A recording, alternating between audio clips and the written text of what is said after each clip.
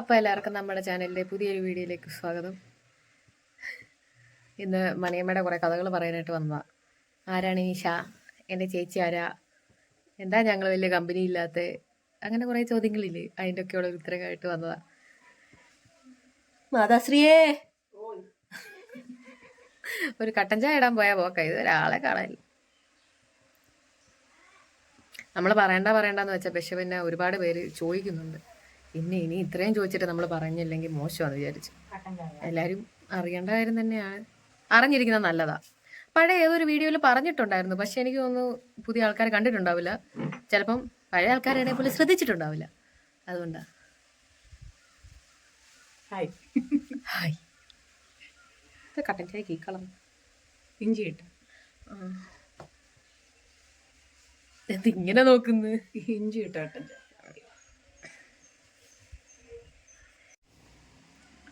കഥ പറയാൻ വന്നിട്ട് അങ്ങോട്ടും ഇങ്ങോട്ടും നോക്കിയിരിക്കുവന്നു. നിഷയുടെ കഥ പറയണേ, ആദ്യം നിഷയുടെ അച്ഛൻ്റെ കഥ പറയണ്ടേ. കല്യാണം കഴിഞ്ഞ അവിടെ ചെന്ന് കുറച്ചുനാൾ കഴിഞ്ഞ് വേറെ വാടകയ്ക്ക് വാടകയ്ക്ക് താമസിക്കണം എന്ന് പറഞ്ഞ്, അങ്ങനെ അവൻ്റെ നിർബന്ധം കാരണം വേറെ ഒരു വീട്ടിലോട്ട് വാടകയ്ക്ക് താമസം മാറി. അവിടെ ചെന്ന് ഒരു കുറച്ച് ദിവസമൊന്നും വലിയ പ്രശ്നങ്ങളൊന്നും ഇല്ലാതെ പോയി. അത് കഴിഞ്ഞപ്പോൾ ചെറിയ പുള്ളിയുടെ ഉള്ളിലെ കാട്ടാമൃഗം ഉണർന്നു തുടങ്ങി. ഒരു ദിവസം കുറേ ആൾക്കാരെയും വിളിച്ചുകൊണ്ട് വന്നിട്ട് ചപ്പാത്തിയും ചിക്കനും ഒക്കെ ഉണ്ടാക്കാൻ പറഞ്ഞു. എനിക്ക് ചപ്പാത്തി ഒന്നും ഉണ്ടാക്കാൻ അറിയില്ല എന്ന്. ചിക്കൻ കറിയൊക്കെ ഒരു തരത്തിൽ കൂടെ തട്ടിക്കൂട്ടി വെച്ചു. അപ്പം കുറേ ആൾക്കാർ വന്ന് അവർക്ക് എന്തിനാ കള്ളം പറയുന്നത്, കള്ളം ഒഴിച്ചു കൊടുക്കാൻ പറഞ്ഞു. എനിക്ക് പറ്റില്ല എന്ന് പറഞ്ഞു, മാറി നിന്നു. അങ്ങനെ അങ്ങോട്ടും ഇങ്ങോട്ടും ബഹളമായി, അവർ തമ്മിൽ ബഹളമായി. അവസാനം എനിക്ക് വന്നവരുടെ ശല്യം കാരണം എനിക്ക് അവിടെ നിന്ന് ഇറങ്ങി ഓടേണ്ടി വന്നു.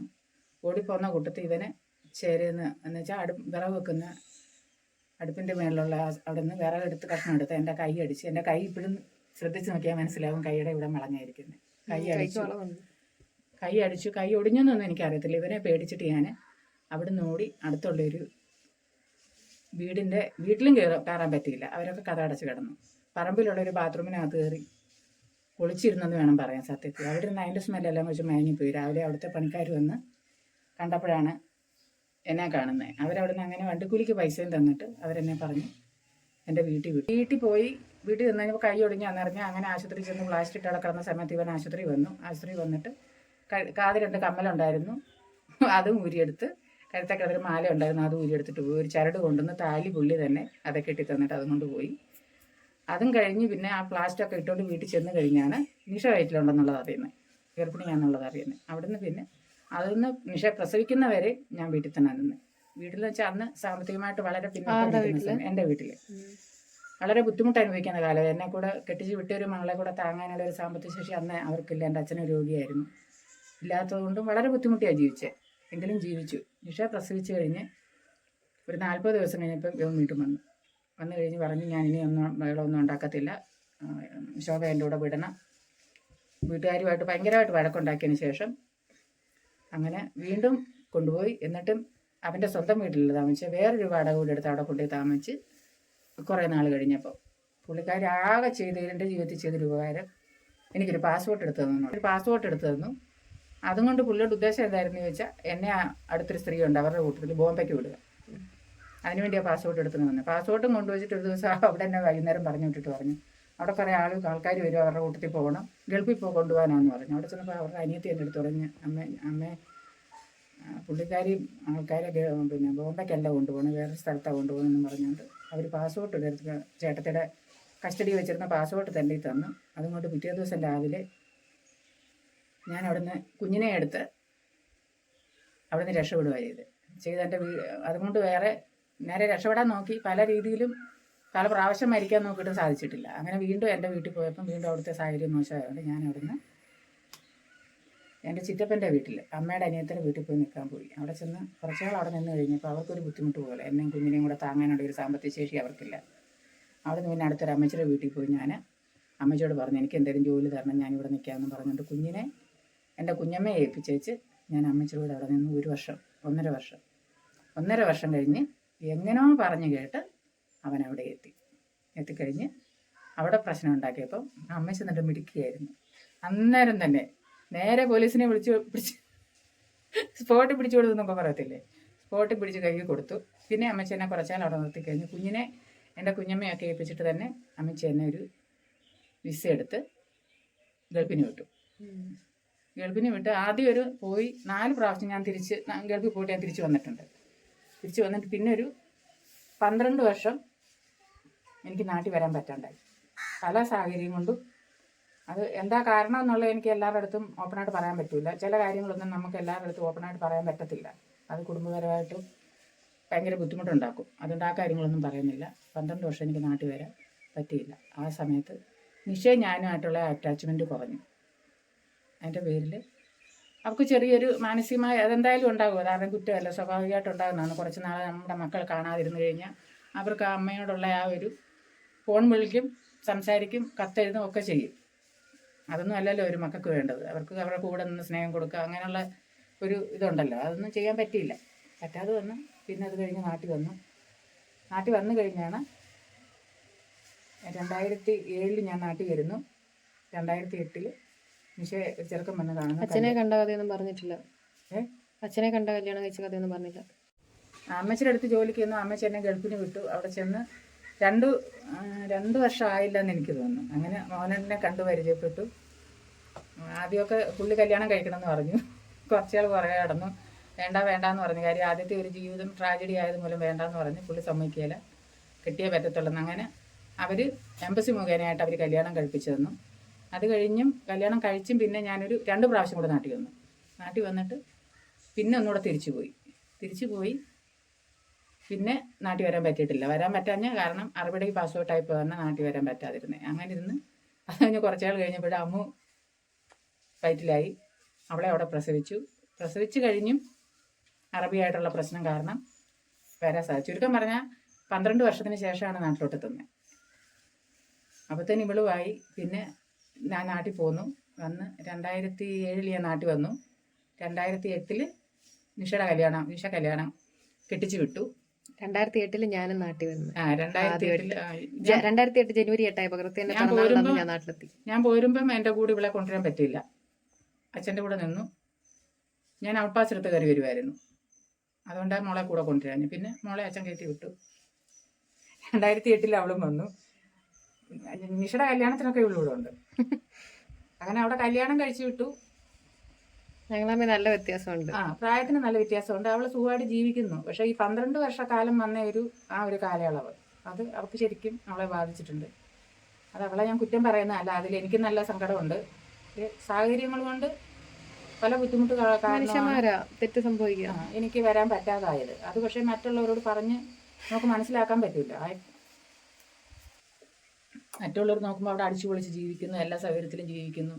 വേറെ കല്യാണം കഴിച്ച് ഒരു മോളുണ്ടായി. അപ്പോൾ ആ ഒരു ജീവിതത്തിലേക്ക് ഞാനങ്ങ് ഇതായിപ്പോയി. അതുകൊണ്ടായിരിക്കും നാട്ടിൽ വരാതിരുന്നത്. അല്ലെങ്കിൽ ഇനി വരികയില്ല എന്ന് ചിന്തിച്ചവരും ഉണ്ട്. ഇനി ഞാൻ നാട്ടിലോട്ട് വരില്ല എന്ന്. എനിക്കൊരാഗ്രഹം ഉണ്ടായിരുന്നു.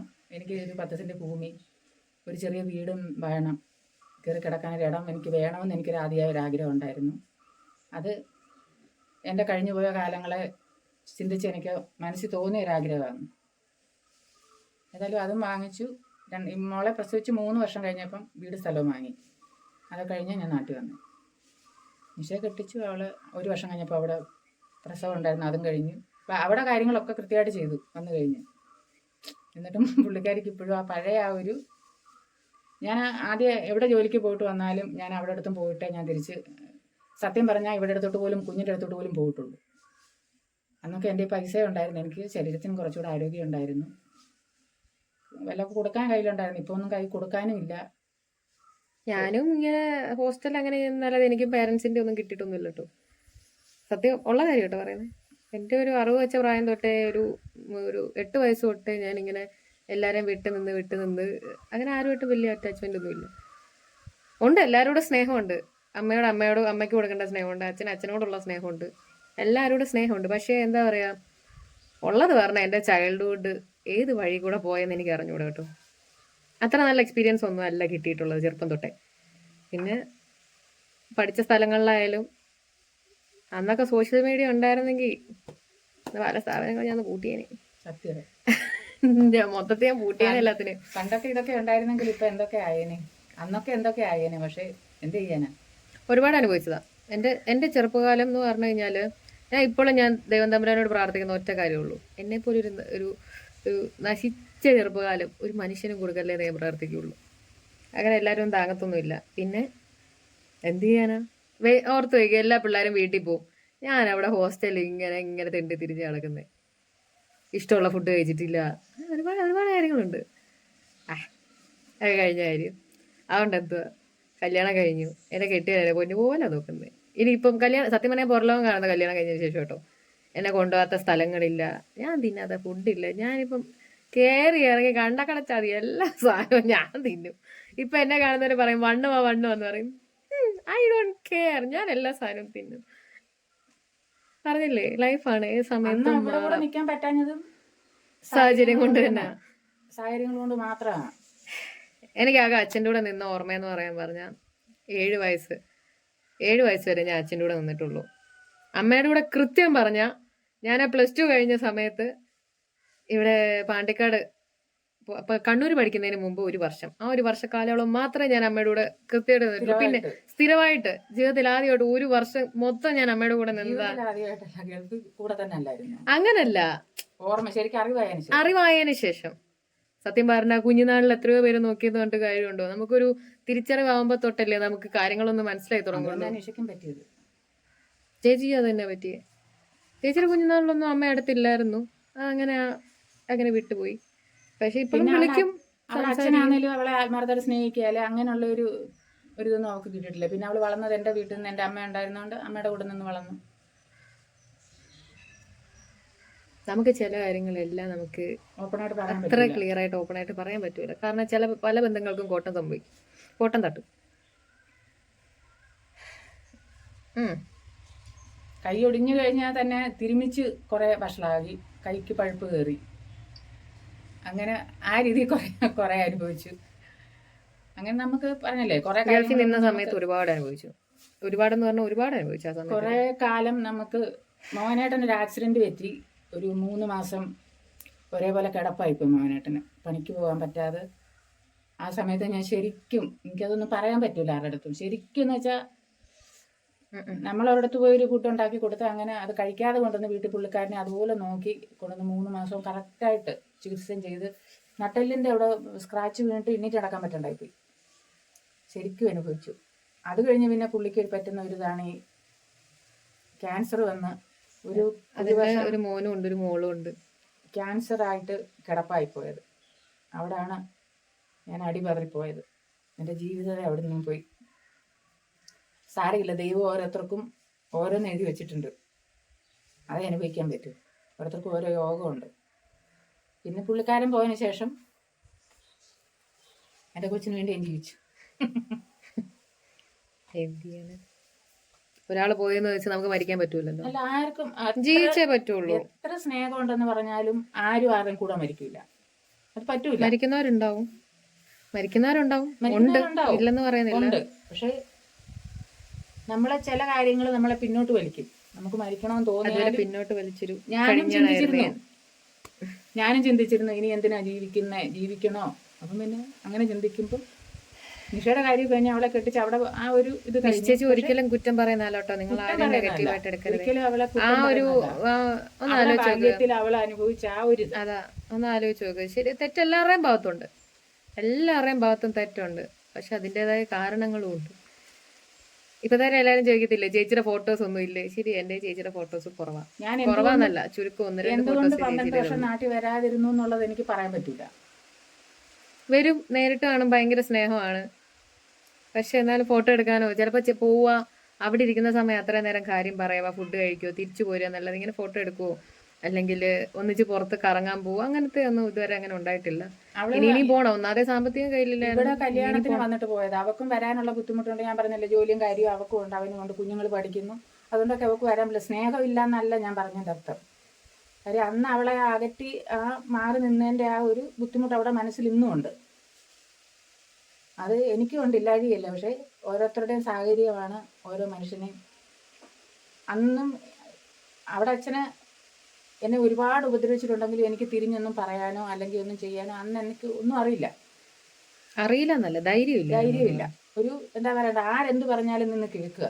ആ ഒരു ചിന്താഗതിയായിരുന്നു അന്ന്. പക്ഷെങ്കിൽ പിന്നീട് അത് മാറി. പിന്നെ എവിടെ മേമയ്ക്ക് ധൈര്യം വന്ന്? സത്യം പറയാം, ഇവിടെ തന്നെ കല്യാണം കഴിച്ചിട്ട് എനിക്ക് ധൈര്യം പുള്ളി പകർത്തി തന്നത്. ഇപ്പൊ ആരെല്ലാം എന്തെങ്കിലും പറഞ്ഞ, പ്രത്യേകിച്ച് മോഹനേട്ടൻ പോയതിന് ശേഷമാണ് കൂടുതലും കുറച്ചുകൂടെ ഒരു ധൈര്യം വന്നെന്ന് വേണം പറയാം. ഈ ലോകത്തിന്റെ ഏത് കോണിലും ഞാൻ ജോലിക്ക് പോകാത്ത സ്ഥലങ്ങൾ കുറവാണ്.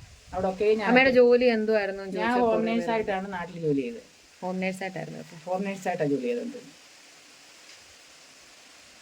തീരെ സുഖമില്ലാതെ കിടക്കുന്ന കിടപ്പ് രോഗികളെ ശുശ്രൂഷിക്കലായിരുന്നു എൻ്റെ ജോലി. അതായിരുന്നു ചെയ്തുകൊണ്ടിരുന്നത്. ലാസ്റ്റ് ഇപ്പം ബാംഗ്ലൂർ മാത്രമേ ഉള്ളൂ ഞാനത് ചെയ്യാതിരുന്നത്. ബാംഗ്ലൂർ 1.5 വർഷക്കാലം ഞാൻ അവിടെ നിൽക്കുമായിരുന്നു. വീട്ടിലെ ജോലി ചെയ്തുകൊണ്ട് നിൽക്കുമായിരുന്നു. അതൊരു വീട്ടു ജോലിക്കാരിയായിട്ട് അവരൊരിക്കലും എന്നെ കണ്ടിട്ടുമില്ല. ഇന്ന് ഞാൻ വിളിക്കുകയും പറയുകയും ചെയ്യും. എന്തോ സ്നേഹമാണ് എൻ്റെ ജീവിത കൊച്ചിന്. ഇപ്പോഴും എന്തൊരു സ്നേഹമായിരുന്നു. ഞാൻ വയ്യാതെ കിടന്നപ്പോഴൊക്കെ എന്തോരം സഹായം എനിക്ക് ചെയ്തിട്ടുണ്ട്. പാവം, സങ്കടം വരും അതിൻ്റെ കാര്യം ഓർക്കുമ്പോൾ എനിക്ക്. അമേരിക്കയിൽ ഇരുന്നതൊക്കെ കാണുന്നുണ്ടാവും വീഡിയോ ഇട്ട് കഴിഞ്ഞാൽ. അപ്പൊ ഇതൊക്കെയാണ് ജീവിതത്തിൽ ഈ ഞാൻ അനുഭവിച്ചതിന്റെ ഒരു 1/4 ഭാഗം പോലും ഞാൻ പറഞ്ഞിട്ടില്ല. എല്ലാം നമുക്ക് പറയാൻ പറ്റൂല. പറഞ്ഞു നമുക്കെല്ലാം പറഞ്ഞു കഴിഞ്ഞാൽ ബന്ധങ്ങളും പലതും പല മനുഷ്യർക്കും ഇനി നമ്മുടെ മുഖത്ത് നോക്കാൻ ചിലപ്പോൾ ബുദ്ധിമുട്ടുണ്ടാവും. ആ ബുദ്ധിമുട്ടുണ്ടാവാതിരിക്കാൻ കൊണ്ടാണ് കുറേശ്ശെ മുറിച്ച് പറഞ്ഞു. പക്ഷെ എന്നാലും നിങ്ങൾ അറിഞ്ഞിരിക്കണമല്ലോ എന്ന് വെച്ചിട്ടാണ് ഇത്രയെങ്കിലും നമ്മൾ പറഞ്ഞത്. ആരെ നമ്പരുത് കേട്ടോ. അതിപ്പോ ആരായ ഏറ്റവും സങ്കടകരമായ നിഷ പ്രസവിക്കാൻ ആശുപത്രിയിൽ പോയി കിടന്ന സമയത്ത് എൻ്റെ അമ്മ കുറച്ച് ദിവസമല്ല, പൈസ ഒന്നും ഇല്ല, എന്തെങ്കിലും ശരിയാക്കേണ്ടി വരാമെന്നുകൊണ്ട് പത്തനംതിട്ട ഗവൺമെൻറ് ആശുപത്രിയിൽ വീട്ടിലോട്ട് പോയ സമയത്ത് ഇവൻ എന്തിനോ കാര്യത്തിന് വേണ്ടി ആശുപത്രി വന്നപ്പം ഞാൻ പറഞ്ഞു എനിക്ക് ഇത്രയും ദ്രോഹം ചെയ്തിട്ടുണ്ടെങ്കിലും ഞാൻ പറഞ്ഞു എനിക്ക് വിശക്കുന്നു എന്ന് പറയുമ്പോൾ അവൻ എൻ്റെ അടുത്ത് പറഞ്ഞ പാത്രം എടുത്തുകൊണ്ട് സ്റ്റാൻഡിലോട്ട് പോയിരുന്നാൽ മതി, വെള്ളം കിട്ടും തിന്നാനൊന്നും. ജീവനോടുണ്ട് ഇപ്പോഴും. നല്ല സ്നേഹമുള്ള ഞാൻ ഇടയ്ക്ക് കാണാറുണ്ട്. കെട്ടിയല്ലായിരുന്നു. പിന്നെ പല പ്രാവശ്യം മോഹനേട്ടൻ പോയി കഴിഞ്ഞിട്ടും പത്തനംതിട്ട സ്റ്റാൻഡിലൊക്കെ വെച്ച് കണ്ടിട്ടുണ്ട്. ഒരിക്കൽ ബസ്സിൽ കയറി ബസ്സുകാരോട് ബഹളം ഉണ്ടാക്കി അവളെന്റെ ഭാര്യയെ മറ്റേതാ ഭാര്യ എന്ന് പറഞ്ഞു കുറെ ബഹളം ഉണ്ടായിരുന്നു. ഞാൻ പറഞ്ഞു തലയ്ക്ക് സുഖമില്ലാത്ത ഏതോ ഭ്രാന്തനെ ഇറക്കി വിടാൻ പറഞ്ഞു വണ്ടിയെന്ന്. ചില മനുഷ്യരെ നമുക്ക് അങ്ങോട്ട് അംഗീകരിക്കാൻ പറ്റില്ല. കുറച്ചൊന്നും അല്ല മക്കളെ, ഒരു വാൽമീകി രാമായണത്തിനുള്ള സ്കോപ്പ് ഉണ്ട്. മാധവിക്കുട്ടി എഴുതിയതുപോലെ എഴുതിയാലൊന്നും തീരൂല. അതിലും കഥകളുണ്ട് എന്റെ ജീവിതത്തിൽ. പക്ഷെ നമുക്ക് എഴുതിയാ തീരാത്ത കഥകളുണ്ട്. പക്ഷെ നമുക്കത് എഴുതാൻ പറ്റൂല. എഴുതിയാലും കുറെ എഴുതി ഡയറിയിലൊക്കെ തീരാത്ത കഥകളുണ്ട്, പക്ഷെ എഴുതൂല, കാരണം തീരൂല. എഴുതിയാ തീരൂല. അയ്യോ, അതുകൊണ്ട് ഇപ്പൊ ചേച്ചിയായിട്ട് അങ്ങനെ നമ്മളിങ്ങനെ അകന്ന് നിൽക്കൊന്നും ഇല്ല കേട്ടോ. ഞങ്ങള് വിളിക്കും, സംസാരിക്കും. പിണക്കൊന്നുമില്ല. അപ്പൊ അവക്കുള്ള പരാതി ഞാൻ ചെല്ലുന്നില്ല എന്നുള്ള ഒരു പരാതിയുള്ളൂ, അല്ലാതെ മറ്റുള്ള പ്രശ്നം. അമ്മയുടെ സങ്കടം ഇപ്പൊ പറഞ്ഞ, കാരണം ഇത്രയും വർഷവും അമ്മയ്ക്കൊരു തോന്നല്, ചേച്ചി ഇങ്ങനെ ചില ദിവസമൊക്കെ വിളിക്കാതിരിക്കുമ്പോ അമ്മയുടെ തോന്നല് ഇത്രയും വർഷം മാറി നിന്നതിന്റെ ആവും അങ്ങനെ എന്നൊരു തോന്നൽ അങ്ങനെ ഉണ്ടാവും. അവർക്ക് എന്നോട് ഇപ്പോൾ ഒരു അകൽച്ചയുണ്ടോ എന്നുള്ളത് എന്റെ മനസ്സിന്റെ തോന്നലാണ്. അതെന്റെ എനിക്ക് വരാൻ പറ്റാഞ്ഞോണ്ടും അവളെ കാണാൻ പറ്റാഞ്ഞോണ്ടും ഉള്ള ആ എന്റെ മനസ്സിന്റെ ആ ഒരു, എന്തായാലും ആരെന്തോ പറഞ്ഞെന്ന് പറഞ്ഞിട്ട് ഞാനൊരു വെറ്റമ്മയല്ലേ. അപ്പൊ അതിന്റെ ഞാൻ ആദ്യം പ്രസവിച്ച അവളെയല്ലേ, അത് ഒരുപാട് ദുരിതങ്ങൾ അനുഭവിച്ച ഞാൻ പ്രസവിച്ച അവളെ. ഇപ്പോഴൊന്നും അല്ല, കുറെ വർഷം മുമ്പത്തെ. ചില ആൾക്കാർക്ക് കേൾക്കുമ്പോ ചിലപ്പോ ക്ലീശയായിട്ടും അല്ലെങ്കിൽ കൈ നീട്ട് പറയാൻ തമാശയല്ല. ഇത് ഞാൻ അനുഭവിച്ച എന്റെ ജീവിതകഥ പറഞ്ഞാണ്. അത് പറയണമെന്ന് പറഞ്ഞുകൊണ്ട് മാത്രം പറഞ്ഞല്ല, ഇതൊന്നും പറയാൻ കരുതിയിരുന്നല്ല. ഞാൻ ഇപ്പോഴും പലതും ഒന്നും മറന്നിട്ടല്ല ജീവിക്കുന്നത്. നമ്മൾ ഒരിക്കലും മറക്കാൻ പാടില്ല. നമ്മൾ വന്ന വഴി ഒരിക്കലും മറക്കരുത്. അത് മറന്നാൽ പിന്നെ നമ്മൾ നമ്മളല്ലാതായിപ്പോ. എവിടേക്കോ കളഞ്ഞിട്ട് പോയിട്ടുണ്ട് പുള്ളി പലതവണ. പല പ്രാവശ്യം മരിക്കാൻ ഒരുങ്ങി ഞാൻ. ഒരു പ്രാവശ്യമല്ലോ സാധാരണ, പക്ഷെ ഒരു പ്രാവശ്യം ഒരുങ്ങി ഞാൻ. പല പ്രാവശ്യം നോക്കി. അവിടെ എല്ലാം എന്റെ രക്ഷകരായിട്ട് ആരെങ്കിലും വരും, മരിക്കാൻ സമ്മതിക്കൂല. അങ്ങനെ ഏതായാലും ദൈവം തമ്പുരാന് ഇവിടെ കൊണ്ട് എത്തിച്ചു. അന്ന് ഇന്നും ദൈവം എന്നൊരു ശക്തി കൂടുണ്ട്. അത് ഉറക്കത്തിലും ഊണിലും സദാസമയം ഞാൻ വിശ്വസിക്കുന്ന ഒരു കാര്യം തന്നെ. കാര്യം ഏത് ആപത്തിൽ നിന്നും എന്നെ രക്ഷിച്ചിട്ടുള്ളത് ദൈവം തന്നെ.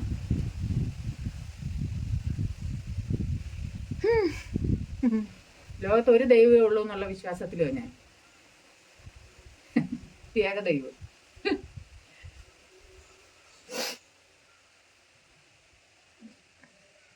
പറഞ്ഞൊന്നും വെച്ച് ആരും ചിന്തിക്കരുത് മകളോട് സ്നേഹമില്ലാഞ്ഞിട്ട് പറഞ്ഞതാ, അല്ലേ അവളെ നിങ്ങൾ അങ്ങനെ ചെയ്തില്ലേ, അത്രയും കാലം കാണാതിരുന്നില്ലേ, അതുകൊണ്ടല്ലേ അവളിങ്ങനെ, അങ്ങനെ ചിന്തിക്കല്ലേ. അത്രയും കാലം കാണാതിരുന്നപ്പോൾ ഉള്ള എൻ്റെ മാനസികാവസ്ഥയും കൂടെ, ഒരു അമ്മയുടെ മാനസികാവസ്ഥയും കൂടെ ആലോചിച്ചിട്ട് വേണം അങ്ങനെ ചിന്തിക്കാൻ. 12 വർഷം ഒരാൾ ഗൾഫിൽ നാട്ടിൽ വരാതിരിക്കണമെങ്കിൽ അതിന് തക്കതായ കാരണം ഉണ്ടെങ്കിൽ മാത്രമേ അവിടെ നിന്ന് വരാതിരിക്കാൻ പറ്റുള്ളൂ.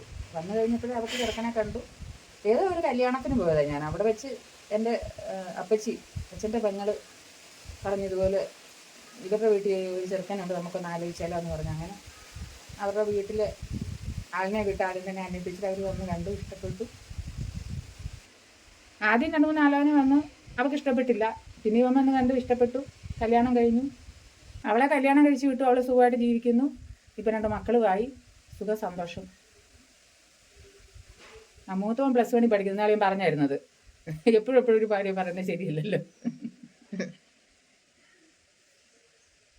അപ്പം അങ്ങനെയൊക്കെയാണ് കഥകൾ. നമ്മുടെ കഥയോടെ നീണ്ടു. നിങ്ങൾക്കെല്ലാം സുഖമല്ലേ?